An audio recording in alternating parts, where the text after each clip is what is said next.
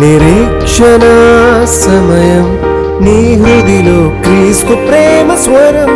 నిరీక్షణ సమయం ఇది సమాధాన సమయం.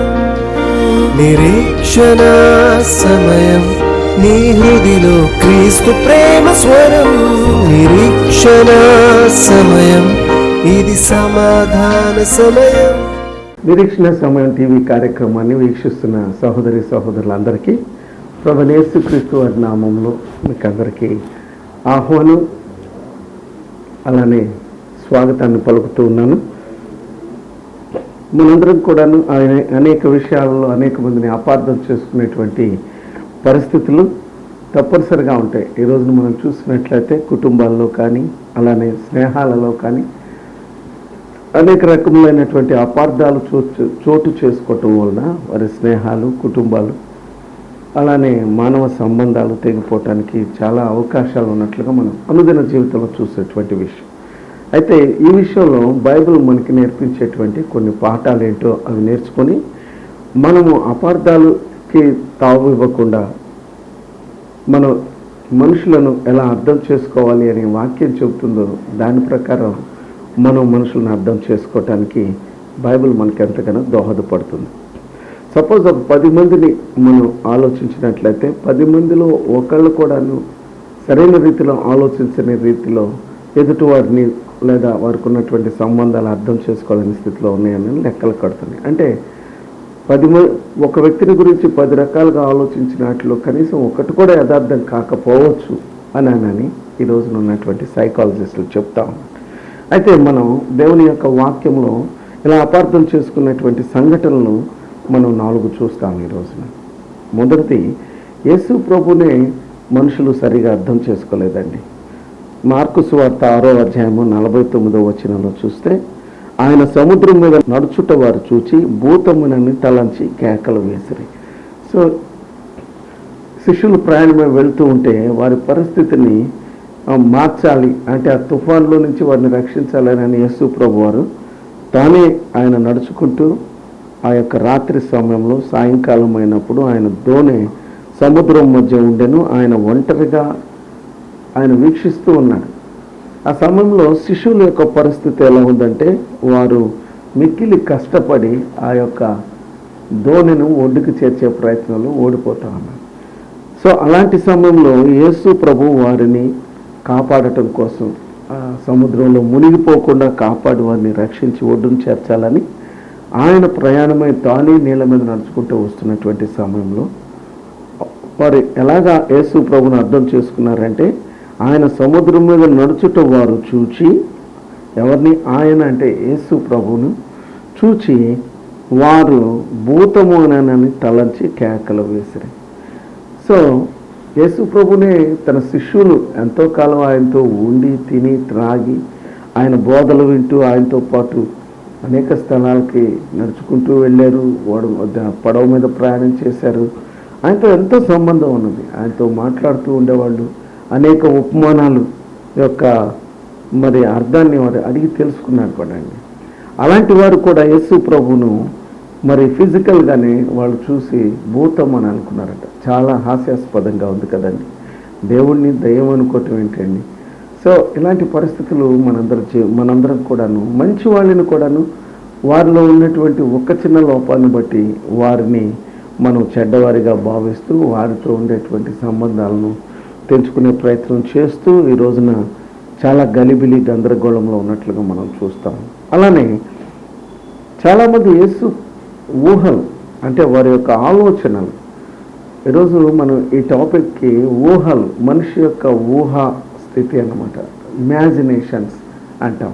సో ఈ ఇమాజినేషన్స్ అనేవి ఎప్పుడు కూడాను పర్ఫెక్ట్ కాదు.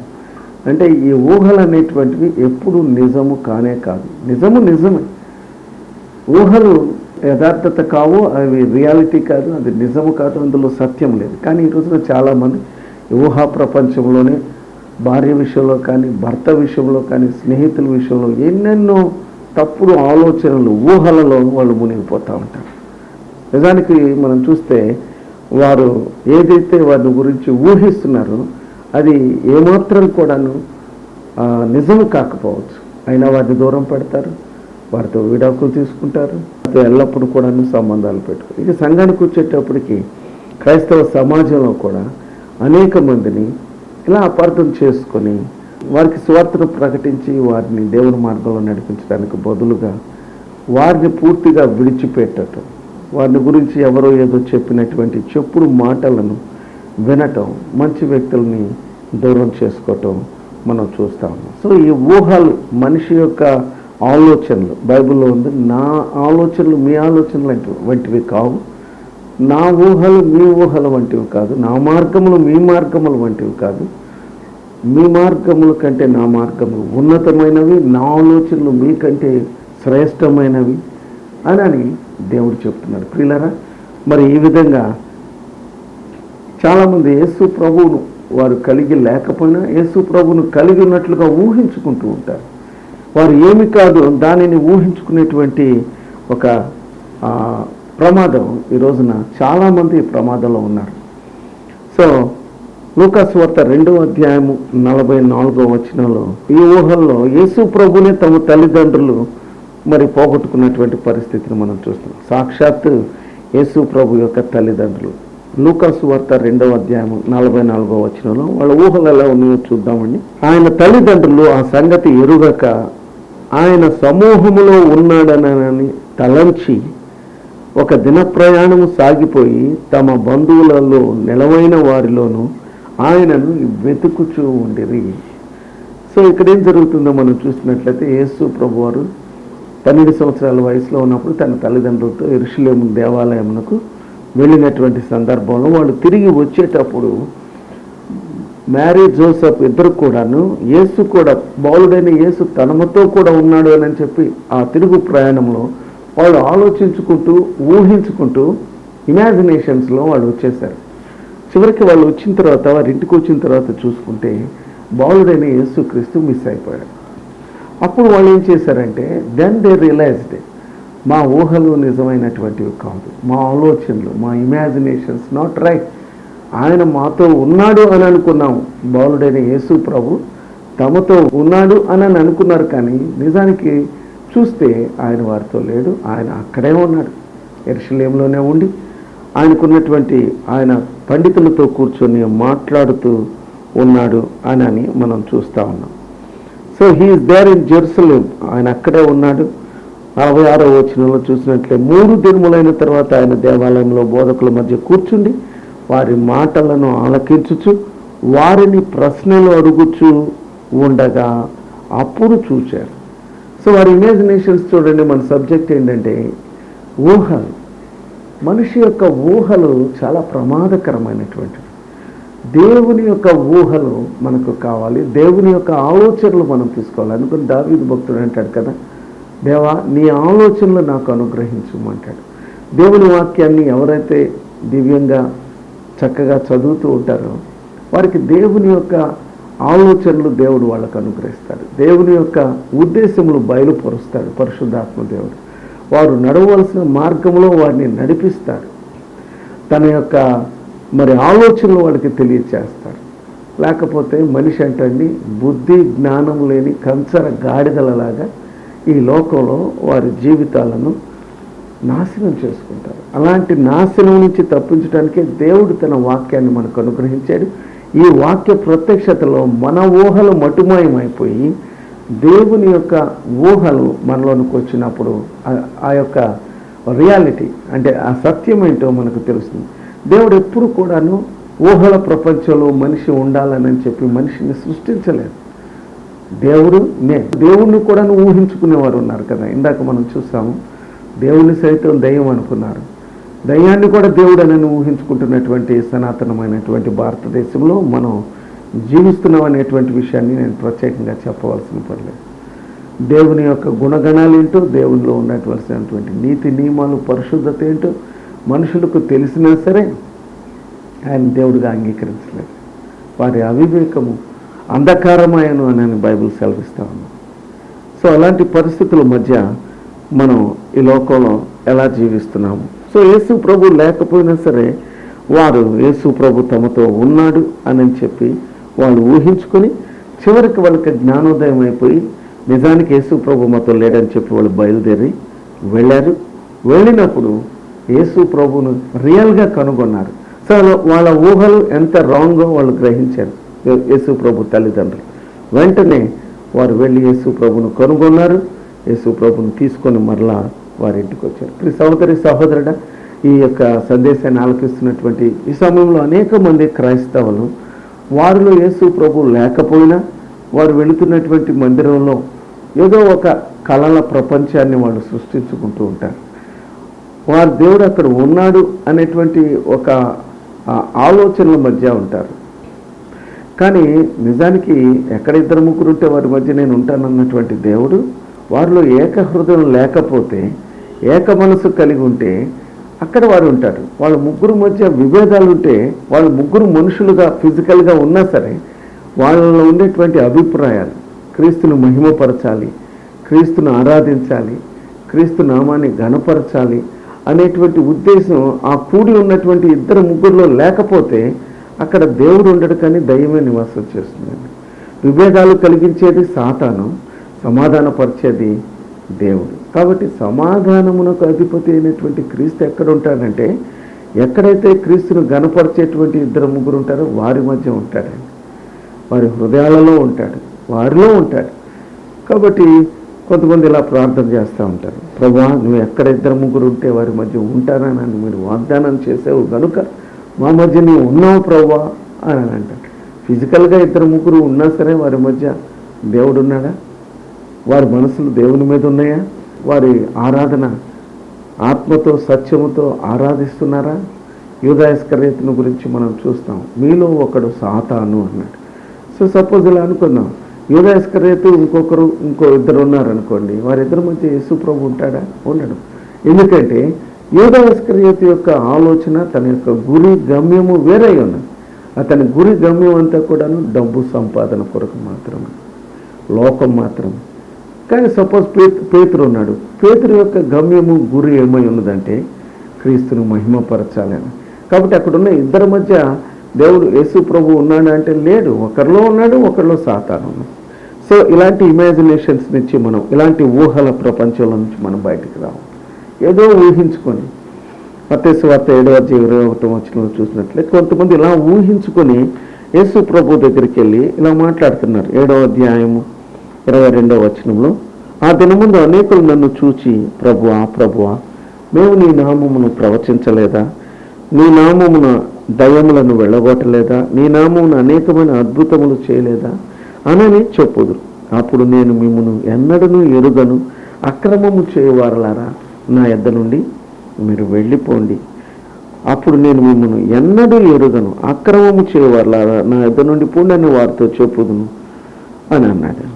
సో వీళ్ళ ఊహలు చూడండి, వీళ్ళ ఊహలు ఎలా ఉన్నాయంటే యేసు ప్రభు మమ్మల్ని పరలోక రాజ్యంలో చేర్చుకుంటాడు. ఎందుకంటే మేము చాలా కార్యాలు, వాళ్ళ దగ్గర వాళ్ళకున్న ధైర్యం వాళ్ళ దగ్గర ఉన్నది, వాళ్ళకున్న లెక్కలు వాళ్ళకున్నాయి, వాళ్ళ యొక్క ఊహలు వాళ్ళవి. మనం ఎవరి ఊహల్ని కంట్రోల్ చేయగలమండి? ఒక వ్యక్తి ప్రతిరోజు కొన్ని వేల ఊహల అతని మనసులో నుంచి బయటకు వస్తాయంట. అవి చెడ్డవే కావచ్చు, మంచివే కావచ్చు. కాబట్టి మనిషిని ఒక రకంగా చెప్పాలంటే అతడు ఊహాజీవి అనుకోవాలి. ఏదో జరగబోతుంది, ఏదో జరిగిద్ది, నాకు మంచిగా జరిగిద్ది, నన్ను యేసు ప్రభు పరలోక రాజ్యంలో చేర్చుకుంటాడని వీళ్ళందరూ కట్టగట్టుకొని యేసు ప్రభు ఆ యొక్క పరలోక రాజ్యం యొక్క తలుపుల దగ్గరికి వెళ్ళి తలుపు తడుతూ ఉన్నారు. యేసు ప్రభువా, యేసు ప్రభువా, ప్రభువా ప్రభువా అని నేను వాడు బిగ్గరగా కేక వేస్తా ఉంటే అక్కడ యేసు ప్రభు అంటున్నాడు, మీ ఊహలేంటో నాకు తెలుసు, మీరు చేసిన పనుల మీద మీకు ఒక ధైర్యం ఉంది, కానీ నేను అంటున్నాను కదా మీరు ఎవరో ఎన్నడూ నాకు తెలియదు అంటున్నాడు. అంటే వాళ్ళ ఊహలు వేరు, వాళ్ళ ఆలోచనలు ఎక్కడి దాకా తీసుకొచ్చినాయి అంటే పరలోకానికి వెళ్ళిపోతాము, యేసు ప్రభుతో మేము ఆనందిస్తామనే ఊహల ప్రపంచంలో ఇంతకాలం వాళ్ళ జీవితాన్ని మోసం చేసుకొని వారు సేవ చేశారు. వారు విశ్వాసులు కాదండి, వారు సేవకులు, నాలాంటి సేవకులు. అనేక మంది సేవకులు సువార్త ప్రకటిస్తున్నారు చూడండి, వాళ్ళలాంటి వాళ్ళు. They are not a believers but they are a servants of God. But how their imaginations cheated them. వారి ఊహలు వారిని ఎంత మోసం చేసినాయో చూడండి. ఇలాంటి మోసంలో మనం పడకూడదు ప్రియులారా. సో అందుకని మన ఊహలు ఎలాగో ఉన్నాయో ఈ యొక్క సందేశం ద్వారా మనము నేర్చుకోవాలి. అవి మంచి ఊహలు కాదు. Reality is reality. మరొక సందర్భాన్ని మూడవ చూద్దాం. మొదటిది, వారు భూతమని ఊహించుకున్నారు, కానీ ఆయన యేసు ప్రభు. రెండవది, యేసు ప్రభు ఉన్నాడనని ఆయన శిష్యులు అనుకున్నారు, కానీ ఆయన తల్లిదండ్రులు అనుకున్నారు, కానీ యేసు ప్రభు నిజానికి వారు అనుకున్న ఊహ ప్రకారం ఆయన లేడు. మూడవది, యోహాను సువార్త 20వ అధ్యాయము 15వ వచనంలో యేసు ఆమె, ఎందుకు ఏడ్చుచున్నావు, ఎవరిని వెతుకుచున్నావు అని ఆమెను అడుగగా, ఆమె ఆయన తోటమాలి అని అనుకొని, అంటే ఊహించుకొని అనుకుందాం, ఇమాజినేషన్ అనుకుని, అయ్యా నీవు ఆయనను మోసుకొని పోయిన ఎడల ఆయనను ఎక్కడ ఉంచితివో నాతో చెప్పుము, నేను ఆయనను ఎత్తుకొని పోదునని చెప్పాను. చూడండి, మగ్దలేని మరియా యేసు ప్రభు దగ్గర 7 దయ్యాలు పోగొట్టుకున్నటువంటి స్త్రీ యేసు ప్రభు శిష్యురాలుగా మారింది. అయితే అలాంటి ఆవిడ యేసు ప్రభు తిరిగి లేచిన తర్వాత మొట్టమొదటిగా చూడాలని వెళ్ళినటువంటి మంచి ఆసక్తి కలిగిన స్త్రీ వెళ్ళిన తర్వాత సాక్షాత్తు యేసు ప్రభునే, పునరుద్ధానుడైన యేసు క్రీస్తునే చూసింది. అయినా కానీ ఆయనను ఎలా ఊహించుకుందో చూడండి. ఆయనను తోటమాలి అని అనుకుని, అయ్యా నా ప్రభువును నువ్వు కానీ తీసుకుని వెళ్ళినట్లయితే నాకు ఆయనను ఎక్కడ పెట్టేవో చెప్పు అని అంటుంది. అవును కదండి. ఇప్పుడు సోదరి సోదరులారా, ఎంతమంది ఈ రోజున యేసు ప్రభు వారి ప్రక్కన ఉన్నా కానీ, యేసు ప్రభు వారితో మాట్లాడుతున్నా కానీ ఎవరో మాట్లాడుతున్నారులే అనుకుంటారు. అనేక సార్లు మన మనస్సాక్షి మనతో చేసేటువంటి తప్పుల గురించి చెబుతూ ఉన్నప్పుడు దాన్ని త్రోసివేసేటువంటి వారు ఎవరు అనంటే, యేసు ప్రభు మాట్లాడుతున్నా సరే ఆయన మాటలను అంగీకరించినటువంటి వారు, యేసు ప్రభు ప్రక్కన ఉన్నా కానీ గుర్తించలేనటువంటి వారు. Is a omni present God అండి. ఆయన అన్ని చోట్ల ఒకే సమయంలో ఉన్నవాడు, మనం చేసే ప్రతిదీ చూస్తున్నవాడు. కానీ మన ఊహలు ఎలా ఉంటున్నాయి? మన ఊహల యొక్క మన యొక్క ప్రపంచంలో మనిషి ఈ రోజున తిరుగుతూ ఉన్నాడు, పాపాల్లో ఆనందిస్తూ తనేదో గొప్పవాడు అవుతాడు అనుకుంటున్నాడు. కానీ అతని ఊహ నిత్య నరకానికి తీసుకొని వెళ్ళిన తర్వాత ధనవంతుడిలాగా తన ఊహలు, తన ఆలోచనలు, తన యొక్క ప్రపంచం అంతా నిత్య నరకంలోనికి త్రోసివేసిద్దనని తను ఎన్నడూ ఊహించలేదు.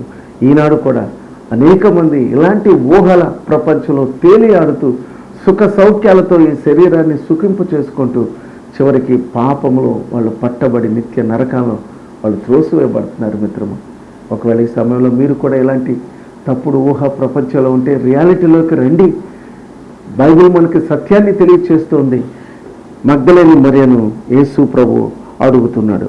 యేసు ప్రభు ఏమన్నాడంటే, అమ్మా నేను నువ్వు ఊహించినటువంటి ఆ తోటమాలిని కాదు, నేను నీ ప్రభువును, నేను పునరుద్ధానుడై తిరిగి లేచిన యేసు ప్రభువును, నీ రక్షకుడిని అని యేసు ప్రభు తను తాను ప్రత్యక్షపరుచుకున్నప్పుడు ఆమె యేసు ప్రభుని ఆరాధించింది.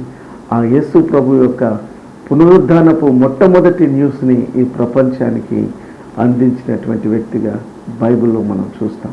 సోదరి సోదరులారా, మనం యేసు ప్రభు మన ఊహలు కరెక్ట్ కాదు, మన ఊహలు మంచివి కాదు, అవి సత్యం కాదు అని ఆయన మనకు ప్రత్యక్షపరచుకోవటానికి తన వాక్యాన్ని ఇచ్చాడు.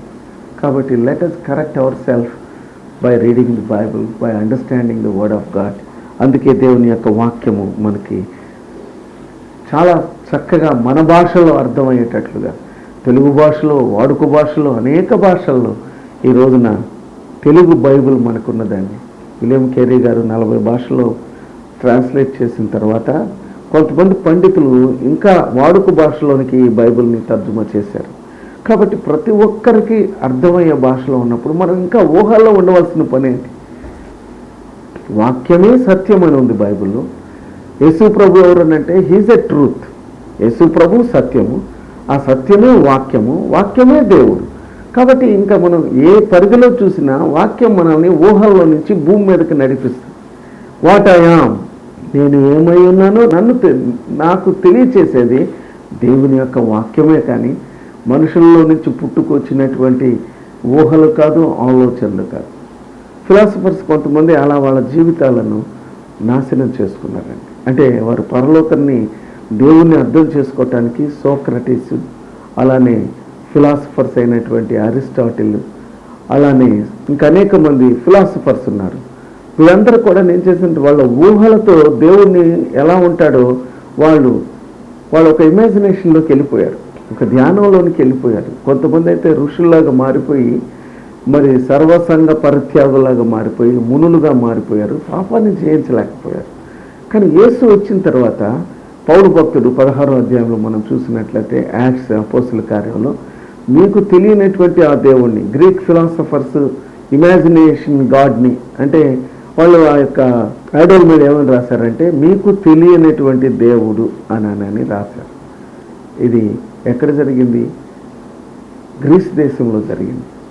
పౌలు మిషనరీ యాత్రలో ఈ గ్రీస్ పట్టణం, ఏథెన్స్ పట్టణంలో గుండా వెళ్తుండే. గ్రీస్ అనేటువంటిది ఒక సామ్రాజ్యం, అది ఏథెన్స్ అనేటువంటిది ఒక పట్టణం, దానికి క్యాపిటల్ సిటీ అన్నమాట.